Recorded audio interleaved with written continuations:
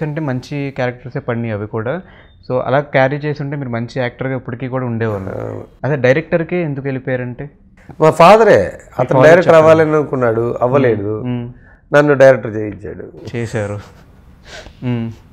అందుకని నేను వచ్చి దొరికిపోయాను డైరెక్టర్గా. చేయాలి యాక్టింగ్ కూడా, మనకి యాక్టింగ్ రావట్లేదు ఎందుకు. ఓకే, మళ్ళీ యాక్టర్గా అయితే చూడొచ్చా మరి? చేస్తాను, ఇమ్మీడియట్ చేస్తాను. నాగార్జున గారు ఒప్పుకోకపోతే ఒక సినిమా నేను యాక్ట్ చేయాలనుకుంటున్నాను. జనాలు ఒప్పుకుంటే. ఓకే సార్, ఇంకా మీ ఫేవరెట్ హీరో ఎవరు తెలుగులో? చెప్పొచ్చాలా? చెప్పచ్చు సార్. నా ఫేవరెట్ హీరో చిరంజీవి గారు. చిరంజీవి గారు ఎందుకు సార్? ఎప్పుడైనా అతనే.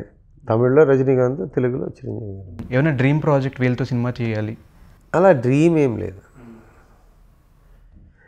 నా బేసిక్ ప్రాబ్లం ఏంటంటే రేపు బతుకుతానో లేదో తెలీదు. అలాంటప్పుడు పెద్ద డ్రీమ్లు ఏం పెట్టుకోను. ఓకే సార్, ఎవరిదైనా బయోపిక్ తీయాలనుకుంటే ఎవరు తీస్తారు? నేను యాక్చువల్లీ ఒక డ్రీమ్ ప్రాజెక్ట్ ఉంది నా దగ్గర. అదేంటంటే ఒక నోవెల్, అది 3 పార్ట్ 1, పార్ట్ 2, పార్ట్ 3 వచ్చింది. మిలిటెన్స్ ఆఫ్ మెలుహా మీరు విన్నారా? మిలిటెన్స్ ఆఫ్ మెలుహా అని ఒక బుక్ ఉంది. అది చేయాలనుకుంటున్నా. అది దాదాపు ఒక 5-6 కోట్ల పైన వస్తుంది. 5,000 కోట్ల పైన బడ్జెట్ అవుద్ది. కాబట్టి అది డ్రీమ్ అయితే అది.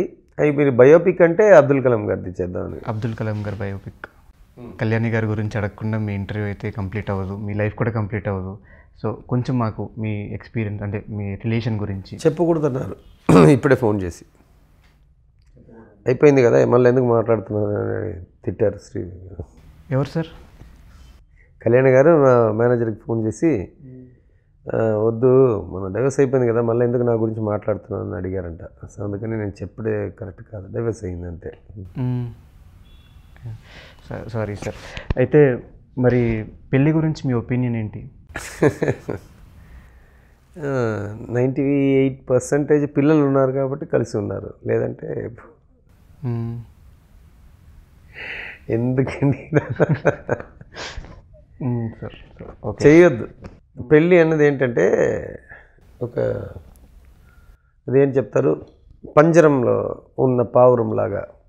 లోపల ఉన్నవాళ్ళు బయట వెళ్ళాలనుకుంటాడు, బయట ఉన్నవాళ్ళు లోపల వెళ్ళాలనుకుంటాడు. మీరు మళ్ళీ ఎప్పుడు అప్రోచ్ అవ్వలేదు సార్ కళ్యాణి గారితో మాట్లాడటానికి కానీ బిగ్ బాస్ తర్వాత కానీ? 9 years అయింది మాట్లాడి. 9 years అయింది. మీలో హిడెన్ టాలెంట్ అండ్ మీరు సింగర్ కూడా, మీరు ర్యాప్స్ కూడా బాగా పాడతారు. మా ఆడియన్స్ కోసం ఒక ర్యాప్ ఏమన్నా?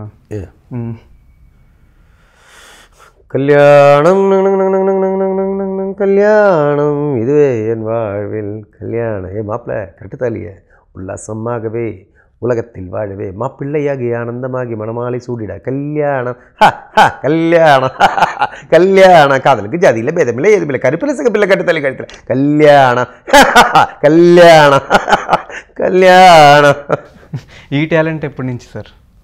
ర్యాప్ పాట తెలియదు, చిన్నప్పుడే ఉంది సార్. అలాగే ఇప్పుడు మీలో ఒక యాక్టింగ్ స్కిల్స్ని కూడా మేము బయటకు తీద్దాం అనుకుంటున్నాము. సో ఒక్కొక్క కంటెస్టెంట్ పేరు చెప్తా, మీరు వాళ్ళు ఏమంటారు వాళ్ళ attitude, expression ready sir? Ready. First of all మీ ఫేవరెట్ కంటెస్టెంట్ అమ్మ Rajasekhar master. Noel, Gangavva, Divi. With dialogues కూడా చెప్పచ్చు మీరు చెప్పాలనుకుంటే. ఎక్స్ప్రెషన్ ఇస్తా. దివి, దేవి నాగవల్లి, ఓకే. మోనాల్, లాసియా, ఆర్యానా, అబ్జిత్, అఖిల్, కరాటే కళ్యాణి,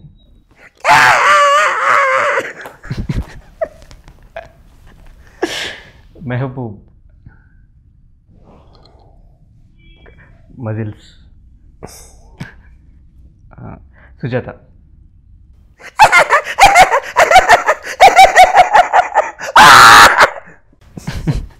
సోయల్,